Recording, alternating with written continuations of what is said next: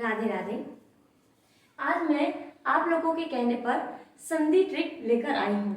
बहुत से बच्चों ने मुझे कमेंट्स किए कि भाई मैम हमें छोटे से छोटे टाइम में, कम से कम टाइम में आप हमें संधि समझा दीजिए।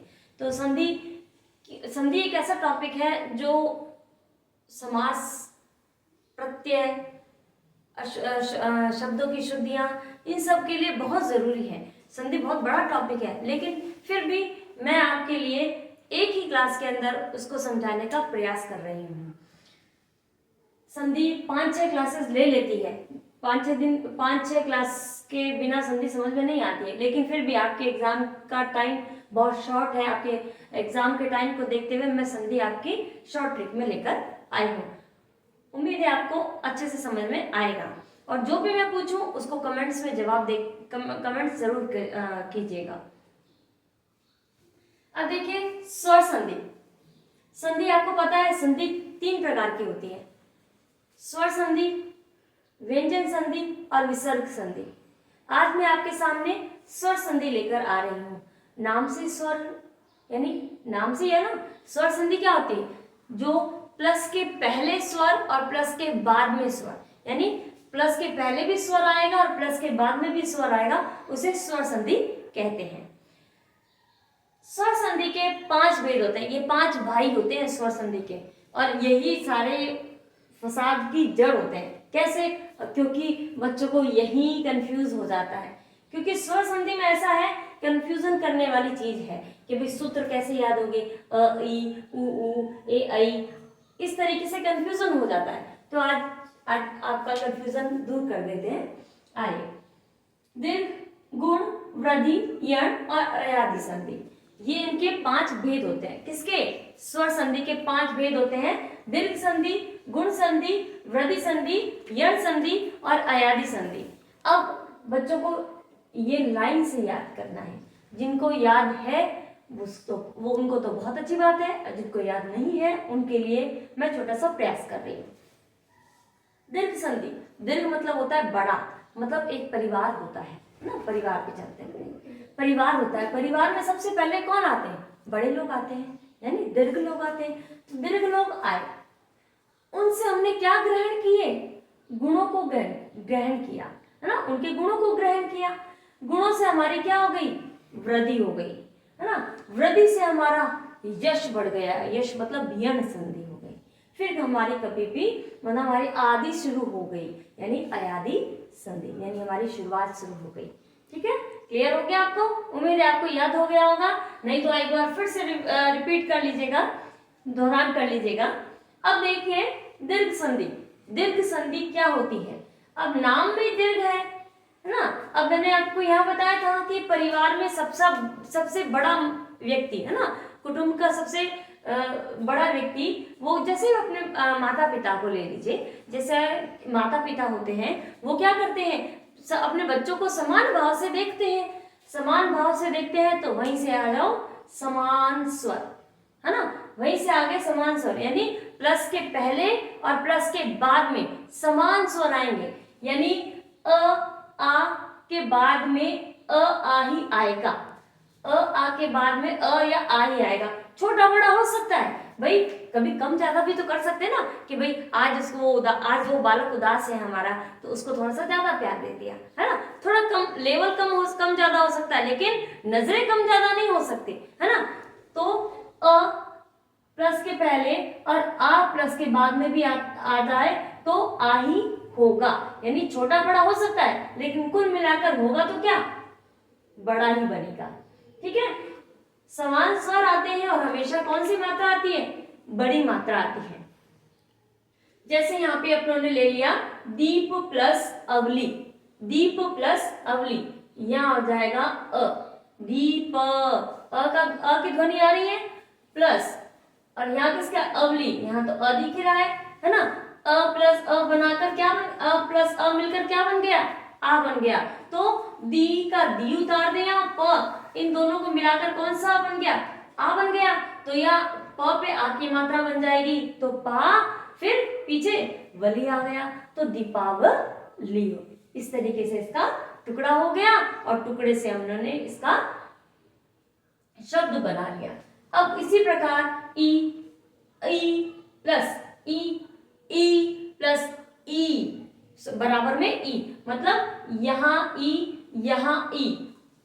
ही बनती है, या ई दोनों मिलकर ई ही बनेगी। मतलब प्लस के पहले ई आ जाए, प्लस के बाद में ई या ई आ जाए तो ई ही बनती है। मतलब छोटा बड़ा आपको मैंने अभी ऊपर बताया, छोटा बड़ा चलेगा लेकिन स्वर सेम होना चाहिए, है ना। छोटा भाई बड़ा भाई दोनों होना चाहिए, लेकिन एक ही परिवार का होना चाहिए।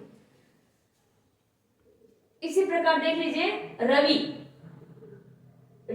किसकी ध्वनि आ रही है? रवि, ई की ध्वनि आ रही है। प्लस यहाँ भी क्या आ रहा है? इंद्र, तो ई की ध्वनि आ रही है। तो दोनों ई मिलकर क्या बन गए?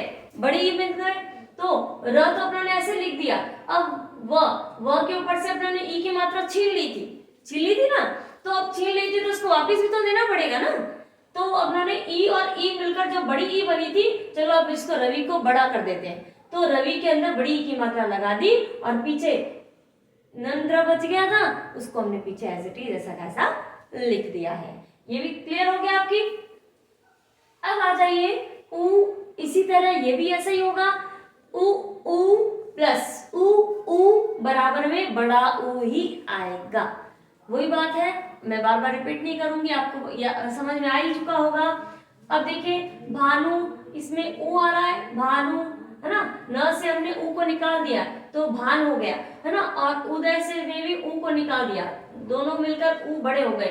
तो भान तो अपने ने ऐसे लिख दिया, भान के अंदर से ऊ निकाल दिया था तो दोनों ऊ का क्या बन गया? बड़ा ऊ। तो भान के अंदर जो न था उसमें बड़ा ऊ लगा दिया और पीछे क्या बच गया? दय बच गया। तो भानु दय, ये हो गया पूरा दीर्घ संधि अपनी कंप्लीट। उम्मीद है आपको समझ में आया होगा। मुझे कमेंट करके जरूर बताइएगा कि हमें ये जो क्लास है वो कैसी लगी। गुण संधि, अब इसमें क्या था?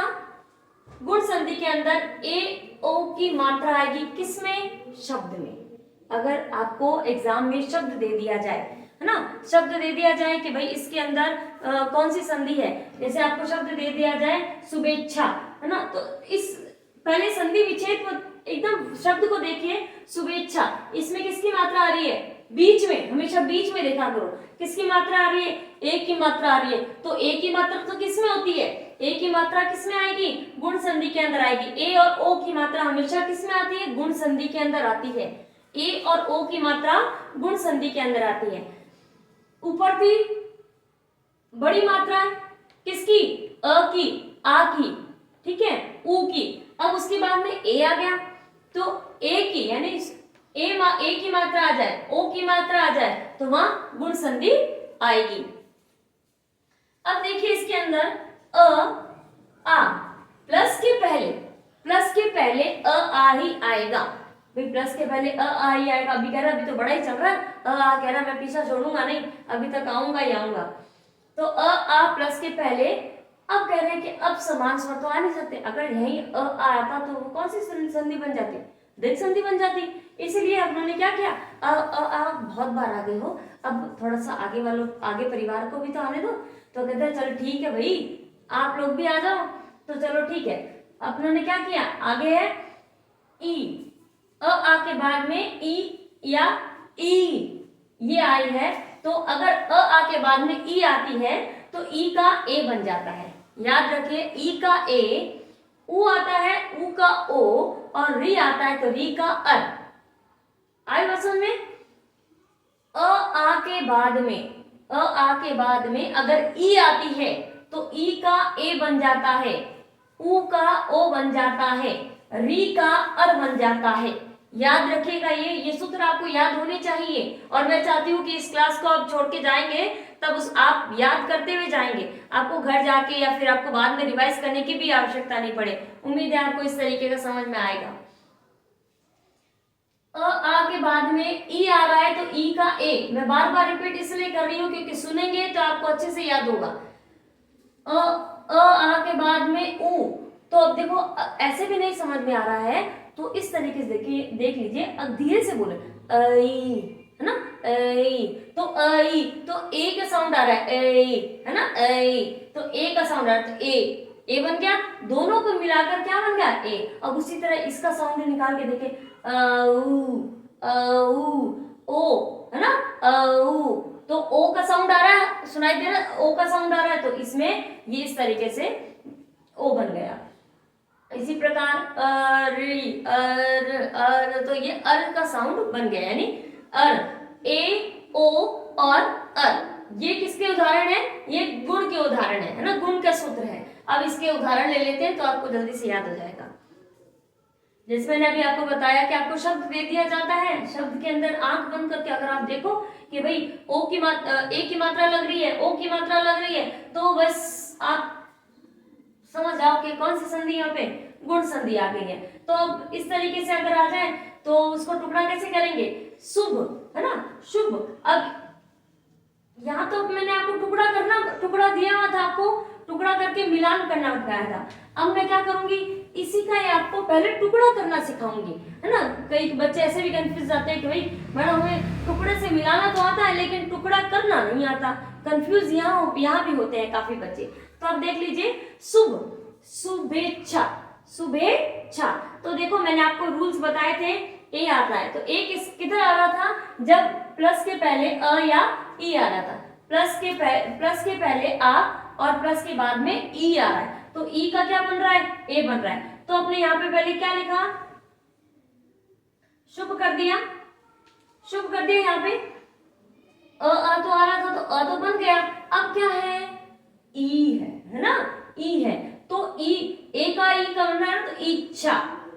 भाई अपने को ई लगाना है ना, शुभ प्लस इच्छा। तो यहाँ अ का साउंड आ रहा है या ई का आ रहा है, दोनों मिलकर क्या बन गए, ए बन गए। तो अब अपने क्या करेंगे, शुभ तो अपनों ने ऐसे ही लिखा, दिख रहा है आपको, उधर मत देखिएगा, इधर देख लीजिएगा। शुभ अपनों ने लिखा और अपनों ने छा लिखा, ये लिखा, छा लिखा। अब अपने को मात्रा कैसे लगानी है, अपने को मात्रा ऐसे लगानी है कि भाई ए की मात्रा लगानी है। अब इधर तो ए की मात्रा कहाँ लगानी है, अपनों ने कहाँ से क्या निकाला, ए कहाँ पे था, भ पे था, तो भ पे मात्रा लगाएंगे, किस पे, भ पे मात्रा लगाएंगे तो शुभेच्छा आ जाएगा। क्लियर हो गया। अब आगे चलिए, अब आगे देखिए, अ प्लस आ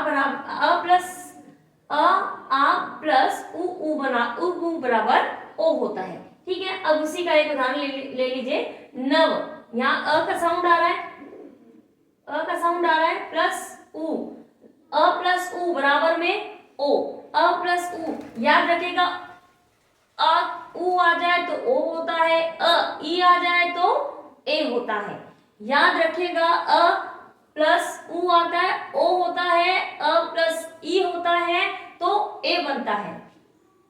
तो इसी प्रकार नव प्लस उदय, नव अ प्लस उ, तो उ का ओ बनेगा। तो ये मात्रा हमेशा क्या कहते हैं, अब देखो ये एक और बात, ये शब्द है जैसे मात्रा है, ओ है। अब ये क्या कहता है, जो लीडर होता है, लीडर कहता है सेक्रेटरी, पीछे मात्रा को क्या बनाता है, सेक्रेटरी कहता है भाई आगे वाले शब्द के पीछे लगना है तो भाई तू चला जा, मैं तो क्यों लगूं पीछे, मैं तो पीछे वाले शब्द के आगे आगे लगूंगा। तो मात्रा को हमेशा, जो वर्ड होता है वो मात्रा को हमेशा आगे भेज देता है, मात्रा हमेशा आगे लग जाती है। तो यहाँ पे क्या हो गया, अ प्लस उ, तो यहाँ पे अ प्लस उ यानी क्या बन गया, उ का ओ बन गया। तो नव ओ दय, नव ओ दय, नवोदय। आगे देखते हैं, नेक्स्ट अपना है जैसे अ आ प्लस री आए तो री का अर बनता है, अ आ के बाद में री आए तो री का अर बनता है। जैसे देव प्लस ऋषि, देव प्लस ऋषि, यहाँ पे अ आ ही रहा है और यहाँ पे री से ऋषि बाबा आ रहे है ना, री की मात्रा आ रही है। इसमें कुछ नहीं करना है, री को हटाना है और र की रेफ लगानी है, री को हटाना है और र की रेफ लगानी है और ये पूरा अर बन जाता है, देवर्षि, देवर्षि। ठीक है, हो गया। इसी प्रकार महर्षि आ जाएगा, महा प्लस ऋषि, है ना। काफी सारे एग्जाम्पल है, ये कम पूछे जाते हैं। मोस्ट इंपॉर्टेंट आपका होता है यण संधि, जो कि अब अपने आएंगे। वृद्धि संधि, वृद्धि संधि, अब देखो नाम में ये स्पष्ट हो रहा है, क्या हो रहा है, वृद्धि हो रही है, नाम में इसकी वृद्धि हो रही है। ऊपर तो क्या था, इसके छोटे भाई बहनों को लेके आए थे, गुण के अंदर तो अपने इनके छोटे भाई बहनों को लेके आए थे। अब वृद्धि यानी बड़े हो गए ना, अब वृद्धि हो गई उनकी, बड़े हो गए, तो ये बड़े लेके आएंगे। पहले ए लेके आए थे, अब आई लेके आए, पहले ओ लेके आए थे, अब औ लेके आएंगे।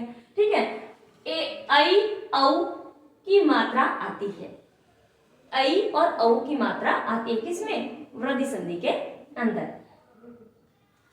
अ आ के बाद में अभी भी अ आ ही चल रहे हैं। अब देखो ध्यान दिया होगा इस पूरे बोर्ड पर अ आ अ आ अ आ ही आ रहे हैं आगे। ऊपर तो गुण वृद्धि दीर्घ थी इसलिए समान स्वर आ रहे थे, उसके साथ में अ ही आएंगे, सिर्फ यहीं तक ही आगे। अब आगे वालों का भी तो नंबर आएगा भाई, 11 स्वर होते हैं, अब 11 कहेंगे भाई सारे के सारे आप ही आ जाओगे भैया, तो फिर हमें भी तो लेके आओ, तो वो भी नाराज ना हो, इसलिए उनको भी लेके आएंगे।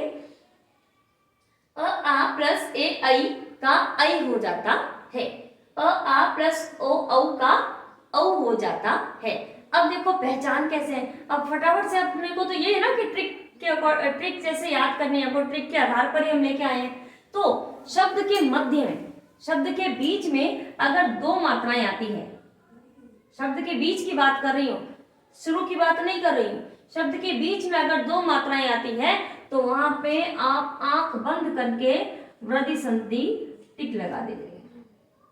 ठीक है, इतना कहना तो मेरा भी मान लेना। अब देखिए इसका एग्जाम्पल देख लीजिए, सदैव, सदैव, सदैव।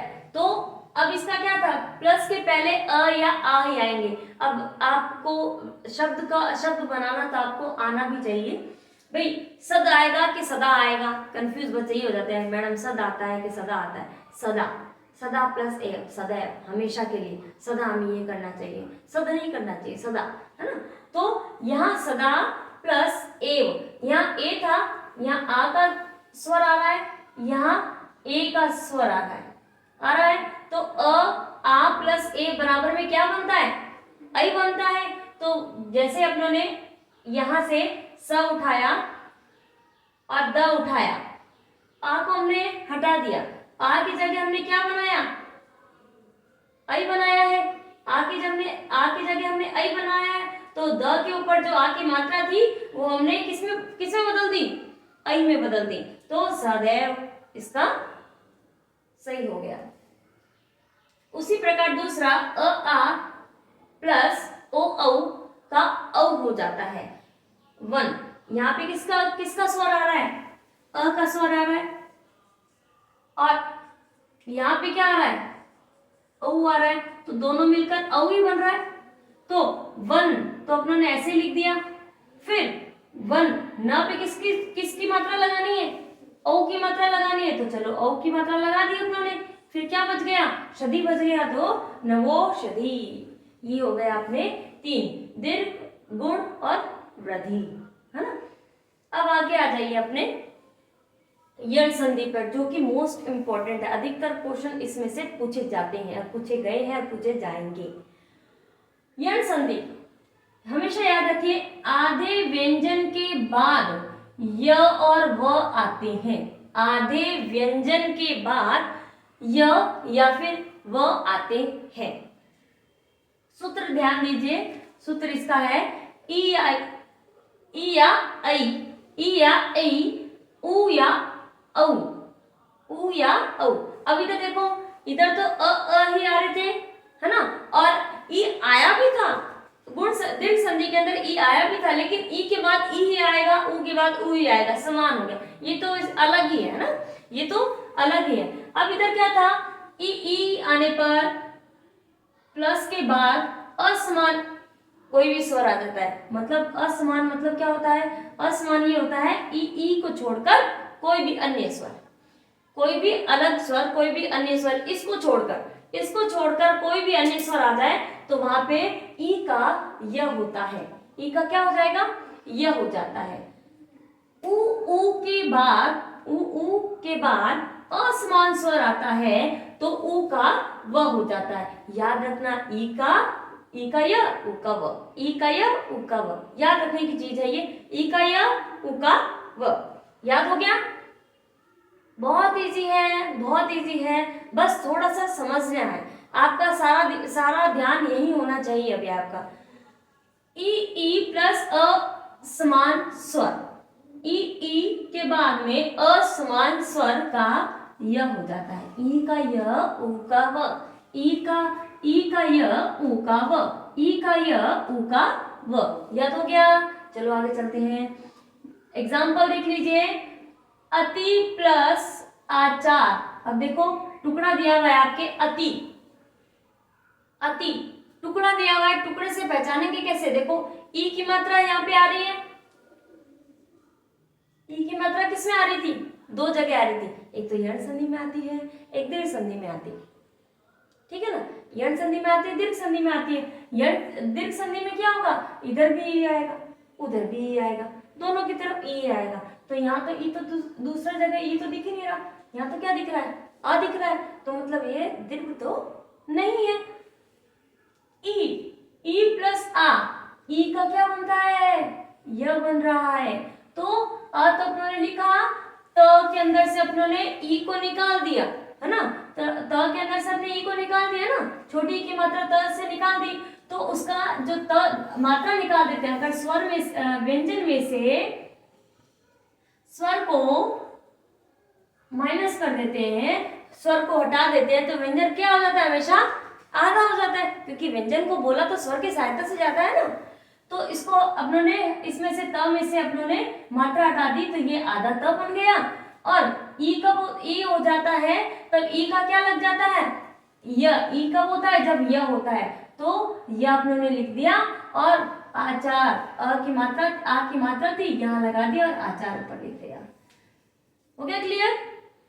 उसी प्रकार उ प्लस असमान स्वर आ रहा है, उ प्लस असमान स्वर आ रहा है, और असमान स्वर उ का व, तो सु मतलब सु का उ आ रहा है, उ प्लस आगर, असमान स्वर आ गया, आगे अ आ गया, तो सु, यानी अपनों ने मात्रा इसको हटानी है ना, मात्रा तो निकालनी है अपने को, उ की मात्रा हटानी है। तो उ की मात्रा हटाएंगे तो स्वर के व्यंजन कितना हो जाएगा? आधा हो जाएगा, इसलिए हम इसको आधा कर देते हैं। स को आधा लिख दिया, फिर उ का क्या बनाना है अपने को? तो उ का तो व्यंजन बनाना है, उ का क्या बनाएंगे? वो बनाएंगे, और फिर अपनों ने आगत लिखा हुआ था, पीछे आगत लिख दिया। ये हो गया स्वागत। अयादी संधि। अयादी संधि हमेशा ध्यान रखो, शब्द के अंदर कभी भी ए आई ओ औ का कोई मात्रा नहीं आती, इनकी कोई मात्रा नहीं आती। साधारण सीधी मात्रा यहाँ देख लीजिए, आ की मात्रा दिख जाएगी, ई की मात्रा दिख जाएगी, लेकिन ए आई ओ औ की मात्रा नहीं दिखेगी। देखिए अब इसके अंदर एक और पहचान है कि शब्द के अंदर आय औ और आव की ध्वनि होती है। आई की ध्वनि मिल रही है ना, न च यन, आय गा य क, आय की ध्वनि आ रही है। उसी प्रकार अव की यहाँ आ रही है, देखो भ व, है ना, भ व न, आव ना व, है ना, अ की ध्वनि आ रही है, आव की ध्वनि आ रही है। इस तरीके की ध्वनि को पहचान करके आप अयादी संधि का अनुमान लगा सकते हैं कि हाँ अयादी संधि इसके अंदर है। इसका एक बार सूत्र देख लीजिए। अब ये आय आप बने कैसे है ये भी देख लीजिए। अगर शब्द के पहले मतलब प्लस के पहले ए आता है तो अय बनता है, आई आता है तो आय बनता है, ओ आता है तो अव बनता है, और औ आता है तो आव बनता है। प्लस के पहले ए आता है और प्लस के बाद में कोई भी भिन्न स्वर आ जाए, कोई भिन्न मतलब असमान स्वर आ जाए। यहाँ असमान लिखा था, यहाँ भिन्न लिखा था, इसलिए लिखा था। कभी कभार ऐसा हो जाता है कि भाई असमान स्वर आ जाए या भिन्न स्वर आ जाए तो बच्चे कंफ्यूज ना हो जाए। असमान और भिन्न अलग अलग नहीं है, एक ही चीज है। ए के बाद में कोई भी असमान स्वर आ जाए या भिन्न स्वर आ जाए तो ए का अय बन जाता है, ऐ का आय बन जाता है, ओ का अव बन जाता है और औ का आव बन जाता है। राधे राधे।